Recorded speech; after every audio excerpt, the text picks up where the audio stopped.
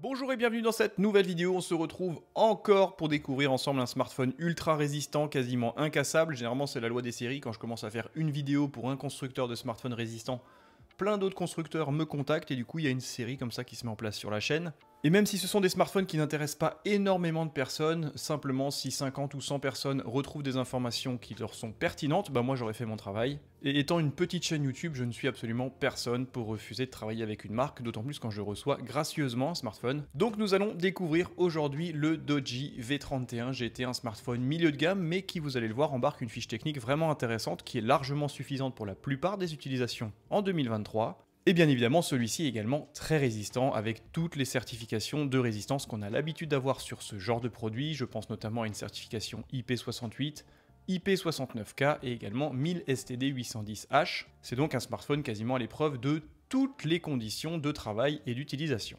À l'ouverture du coffret, comme souvent, on retrouve bien sûr directement le smartphone. Celui-ci est bien sûr bien emballé et bien protégé. On retrouve un petit film de présentation qui est posé directement en usine avec quelques informations. Au niveau des accessoires qui accompagnent ce Doji V31 GT, on retrouve bien sûr un document lié à l'utilisation de ce smartphone. Rassurez-vous, ce produit tourne nativement sous Android en version 13. Il fonctionnera donc comme n'importe quel autre smartphone Android acheté dans le commerce. On retrouve également un document lié à la garantie de ce smartphone. Et vous retrouverez également de quoi poser un second film de protection sur l'écran, sachant que d'origine déjà il y en a un qui est posé en usine. Au niveau des accessoires, on retrouvera simplement un câble de chargement de bonne section et de bonne longueur en connexion USB Type C vers USB Type C.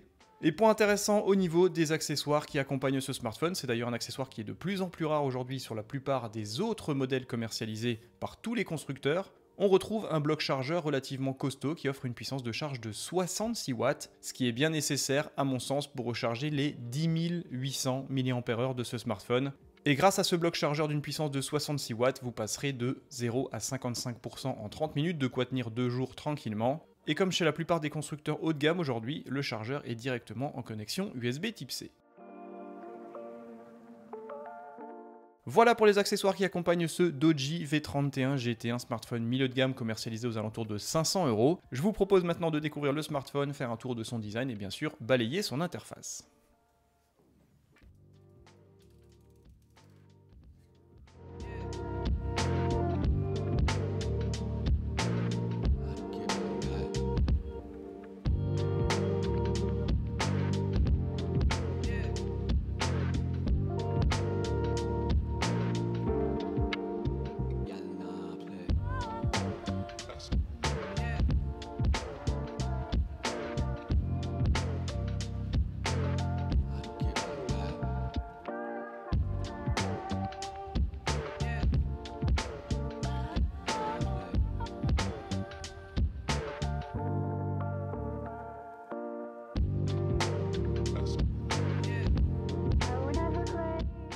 Voici donc le Doji V31 GT, un smartphone ultra résistant mais qui se veut plutôt minimaliste dans son design. Sincèrement, celui-ci est plutôt joli avec un effet carbone sur le dos, un effet également assez proche du bois au centre de la coque. Les matériaux choisis sont plutôt nobles, les ajustements sont vraiment haut de gamme, il n'y a rien à redire encore une fois au niveau de la qualité d'assemblage et du feeling envoyé à l'utilisateur. Et c'est un produit qui se veut relativement passe-partout encore une fois pour ce type de smartphone, même si bien sûr celui-ci est énorme et assez lourd, il pèse en effet 390 grammes, c'est donc un smartphone qui se veut plutôt massif, impossible de l'oublier une fois que vous l'avez dans la poche. Quoi qu'il en soit, c'est ce qu'on attend d'un produit très résistant. Pour rappel, celui-ci est certifié IP68, IP69K et résistance 1000 STD 810H. Vous l'aurez compris, aucun souci en cas de chute dans l'eau ou même sur des rochers.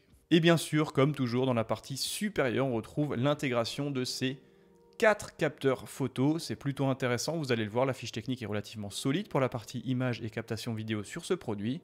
Et sur le bas de la coque, on retrouvera le logo du constructeur, la marque Doji.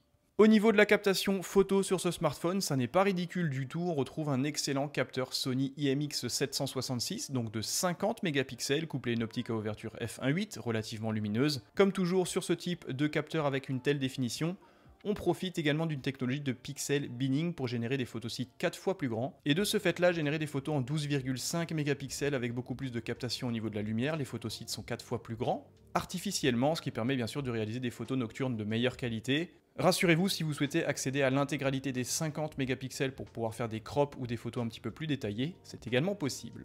Le deuxième capteur photo est beaucoup plus original, il s'agit d'un capteur de 24 mégapixels couplé à une optique à ouverture f1.8. Il s'agit là d'un capteur infrarouge qui permet de faire des photographies nocturnes assez bluffantes. Encore une fois, c'est une technologie qui est très répandue sur ce type de smartphone et pour le coup, les résultats sont plutôt intéressants. Vous retrouverez également un capteur de 8 mégapixels destiné à la photographie portrait pour générer un bokeh, un flou d'arrière-plan autour du sujet. Celui-ci fonctionne plutôt bien, le détourage est encore une fois en adéquation avec ce type de smartphone. Bien sûr, celui-ci ne révolutionne en rien la captation photo et vidéo, mais pour ce type de produit et ce placement tarifaire, il s'en sort plutôt bien. Et enfin, la pièce la plus intéressante et la plus surprenante qu'on retrouve sur ce smartphone, c'est au centre une caméra thermique de 5e génération, équipée de photosites allant jusqu'à 12 microns, qui permettent de faire des photos assez intéressantes, notamment si vous cherchez des ponts thermiques chez vous, si vous voulez vérifier la température de vos appareils électriques, etc. C'est un outil qui est vraiment axé professionnel, mais pour le coup, celui-ci fonctionne plutôt bien, il est relativement ludique. Et les résultats, d'après les premiers tests, sont vraiment très proches d'une caméra thermique bien plus chère. La captation vidéo sur ce smartphone n'est pas en reste, on peut filmer bien sûr en Full HD 1080p et on peut également filmer en 4K à 30 images par seconde. Encore une fois, pour ce type de smartphone, le résultat est plutôt cohérent, sans être non plus extraordinaire. Pour en finir avec la partie photo et vidéo sur ce smartphone, au niveau du capteur frontal, c'est encore une fois plutôt plaisant. On retrouve en effet un capteur Sony de 32 mégapixels couplé à une optique à ouverture f2. Et pour le coup, je trouve que les photographies portraits sont vraiment réalistes. Elles ne sont pas trop lissées, c'est assez fidèle à la réalité. C'est donc un smartphone qui offrera une partie photo et vidéo tout à fait suffisante pour la plupart des utilisateurs en 2023. Au niveau des tranches du smartphone qui pour le coup sont vraiment massives, vraiment bien dessinées, je trouve qu'il y a vraiment un côté très robuste qui s'en dégage. On retrouve bien sûr les boutons de contrôle volume plus et moins, vous retrouverez également le bouton de démarrage du smartphone qui fait lecteur d'empreintes physiques. Au niveau de la tranche inférieure, on retrouvera bien évidemment la connexion USB Type C, vous retrouverez également une grille pour le premier haut-parleur. Point intéressant sur ce smartphone qui est généralement assez mis de côté par ce type de constructeur, on retrouve quand même deux haut-parleurs stéréo avec une très bonne signature audio et un son relativement englobant, la partie sonore n'est pas non plus mise de côté sur ce produit. Vous retrouverez ensuite un microphone extérieur. Sur la tranche opposée, on retrouvera simplement un bouton du type bouton action, vous pourrez paramétrer ce que vous souhaitez avec directement dans les menus.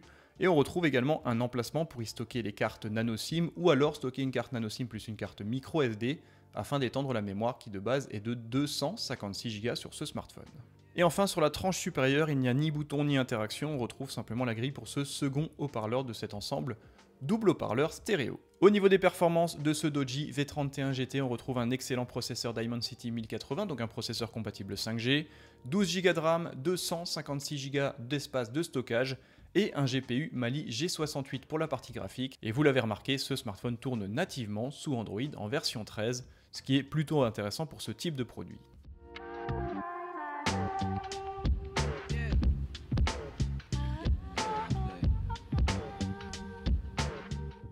Une fois qu'on a démarré le smartphone, on tombe sur ce superbe écran. C'est un écran de 6,58 pouces, définition Full HD+, soit une densité de 401 pixels par pouce. La finesse est donc tout à fait au rendez-vous. C'est un écran IPS LCD, hélas pas de OLED ou d'AMOLED sur ce type de smartphone. Je n'ai jamais trouvé de smartphone ultra résistant équipé d'un écran OLED ou AMOLED. Ça fait bizarre, il faut bien se le dire, en 2023 de retrouver une dalle IPS LCD. Ça manque forcément de contraste, la luminosité n'est pas extraordinaire. Et ce serait vraiment intéressant qu'un des constructeurs propose enfin un écran OLED ou AMOLED sur ce type de produit. Quoi qu'il en soit, celui-ci fait tout à fait l'affaire. Point intéressant au niveau du taux de rafraîchissement, celui-ci atteint 120 Hz, ce qui en fait un écran vraiment fluide qui apporte une sorte de fluidité à l'utilisation du produit, qui est vraiment bienvenue encore une fois sur ce type de smartphone. Au niveau de la connectivité, ce smartphone n'est pas en reste, on retrouve bien sûr une compatibilité 5G, module NFC, Wi-Fi en version 6, un module Bluetooth en version 5.2, une connexion USB Type C. Chose un petit peu plus rare sur ce type de smartphone, généralement ce sont les derniers à embarquer des prises mini jack 3.5. Le Doji V31 GT, hélas, n'en est pas équipé. Au niveau de l'autonomie sur ce smartphone, vous partez tranquillement pour 2, 3, voire 4 jours d'utilisation. Je parle de la batterie de 10 800 mAh qui est directement intégrée dans ce smartphone, c'est absolument fou. Ça joue bien évidemment dans ce poids de 390 grammes. Quoi qu'il en soit, si vous avez besoin d'une autonomie assez longue, ce smartphone est clairement fait pour vous. Mention spéciale encore une fois pour le chargeur de 66 watts fourni d'origine qui vous permettra de passer de 0 à 55% en 30 minutes.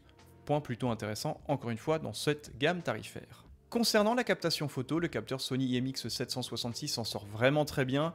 Bien évidemment au niveau des algorithmes de travail, Doji n'est pas expert dans le domaine, donc forcément ça manque un petit peu de piqué, les couleurs ne sont pas très intéressantes. Faute également à l'utilisation d'une dalle IPS LCD, ça manque forcément de contraste, les couleurs sont beaucoup moins vives que sur une dalle OLED ou AMOLED. Mais on pourra quand même reconnaître que les résultats sont très proches de la réalité et il y a vraiment suffisamment de détails, encore une fois, pour ce type de smartphone.